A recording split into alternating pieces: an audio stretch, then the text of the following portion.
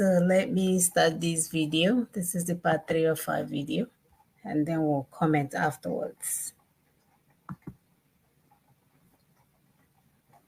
The Assembly could not have approved the NYSC Act. That's another campaign that we're going to launch sooner than later. Let us finish with the urgent task. The NYSC decree of 1973. For those who have been proudly wearing their uniform of NYSC, you don't question anything. We had a problem that took us to war. War ended. Instead of going to solve the issues that are still unresolved to this date, these same issues we are raising today were the things that took us to war in 1967. How do we live together? Was that not the issue that they went to Aburi and agreed, and then they came back and go on and go abandoned it at the direction of the British and began to kill people? To lock everybody down into what we have seen now. Now, instead of going to solve that problem, you now set up a scheme in which you took young people who may not have been politically conscious when the trouble began, to say, let the young people mix up. The children of the North will come to the South and see their country. The children of the South will go to the North and see their country. And as they mix up, they will understand themselves better, and it will be El Dorado thereafter. Yeah. That's the front. That's the front screen. At the back end, the NYSC was a scheme by which the children of Sokoto, the children of Kano, the children of Maiduguri were sent to go and serve in Lagos, in Port Harcourt, in Warri, where they will be retained after the service year in NNPC, in MPA, in Central Bank, and all such institutions. Whereas the children of Lagos, the children of Ibadan, the children of Warri, the children of Enugu, the children of Port Harcourt are sent to go and perish in Kaura Namoda, in Gashua, in Brinin, Kebi, wherever. And you get there, there's no prospect of any kind of job. You are taken to rural places to go to teach. 90% of the bureaucracy of how Nigeria is being managed, whether you went to NNPC or you went to Central Bank or you went to any of all these other places, the recruitment process was in that standing instruction of retain them when they come to serve in your place in Port Harcourt, and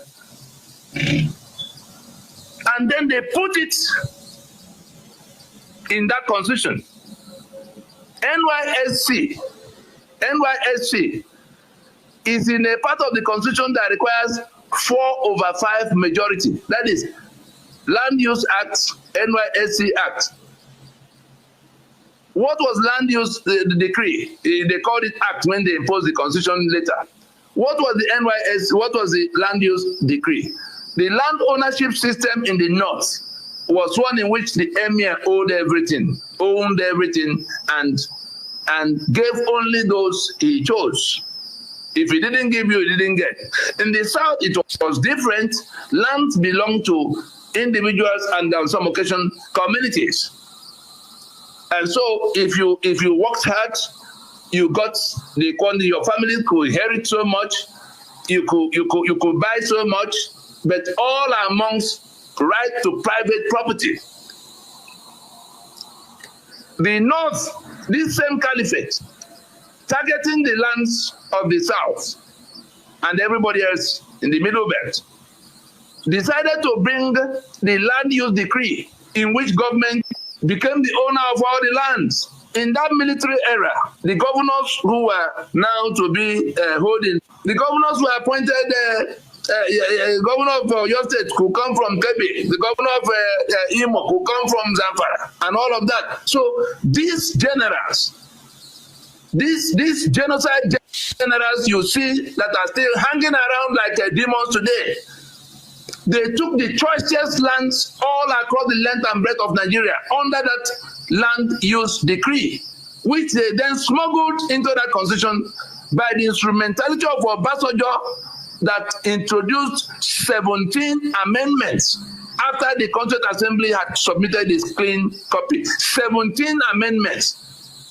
One such amendment is to restore for the caliphate the states that the Constituent Assembly rejected as federating units instead of the regions. That was how we lost all our economic assets.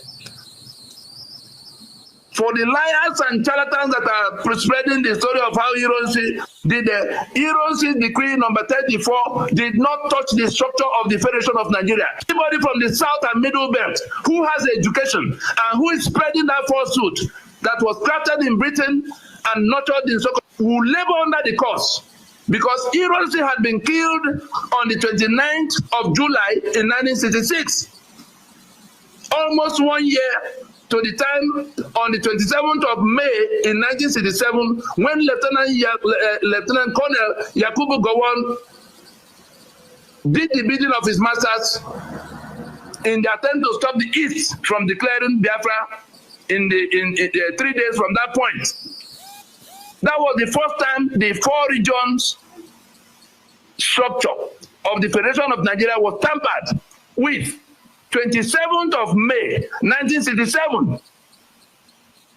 Ironsi only formed an administration, that's some kind of governance by the military, because the federal government had been decapitated.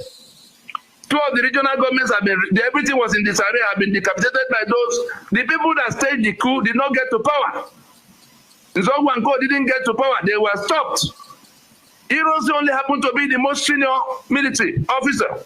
He had to be the head, he was the head of the army. It fell on him to rally people back to some kind of so the governors were appointed for the 4 regions. That will tell you that the regions were still intact. Usman Katsina for the north, killed later for the west, Ojukwu in the east, Ejo in the midwest. These 4 military administrators, sitting with the head of the army, became the Supreme Military Council. Of course, they had the head of police and 2 other service chiefs joining them. That was what the Supreme Military Council was all about. That was the only governance.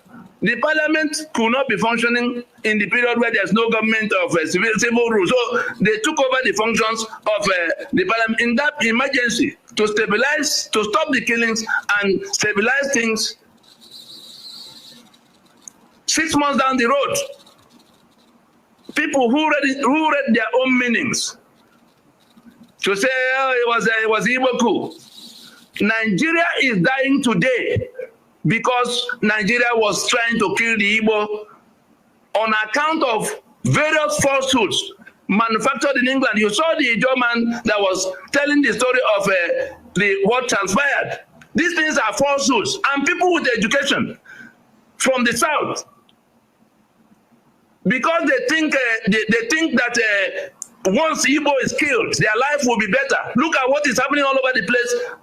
Dress back 50 years.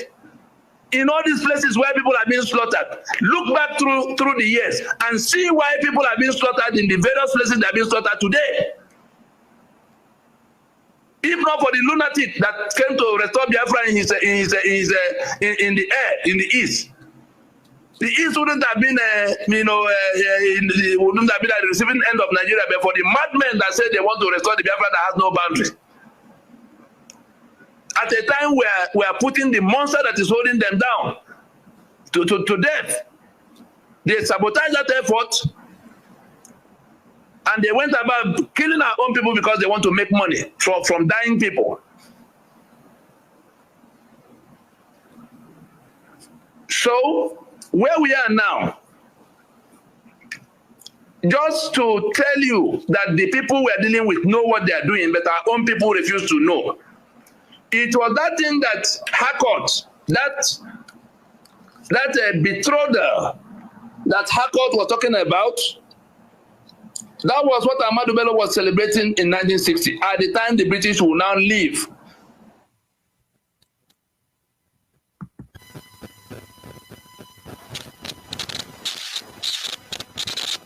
Handing us over, we had been betrothed to them in 1914. The one that did the betrothal is going. Ahmadu Bello was now the one to receive the full control of all of us from them. And that was what he was celebrating when he told his lieutenants in the first week of independence in 1960 that the new nation called Nigeria should be an asset of their great-grandfather Osman Danfodio, and that they must ruthlessly prevent a change of power. They use the minorities of the North as willing tools and the South as a conquered territory. Never allow them to allow us to rule over them, and never allow us to have control over our own future. These are the things that, he was telling them. He was as a premier of Northern Nigeria, Sir Ahmadu Bello, celebrating the grand bequest by the British Crown.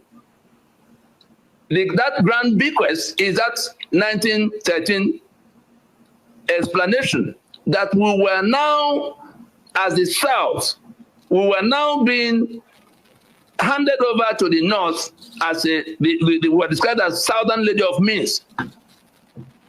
We told us about how long they had extracted this and sold this, this oil that we are still dying over today. They sold for 50 years plus before they declared Oloibiri in 1957. Hmm. If you doubt me, go and research Shell Diary, the name by which Shell was operating, and see how they could have come in 1957, but were regulated, that is, by the Crown in 1936. Go to their website, go to Shell website and see what they were doing in 1936. By which time the Crown was now coming to take a portion of their profits by way of regulation. Before then, they were operating just a charter and paying only what comes as tax. They were headquartered in Owerri for 42 years before going to Port Harcourt in 1960. What were they doing in Owerri in that massive facility?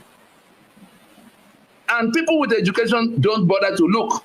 They just take whatever they are told and continue to spread the falsehood that is putting millions of people to death, because Nigeria is a pile of lies. Everything you were told is a lie.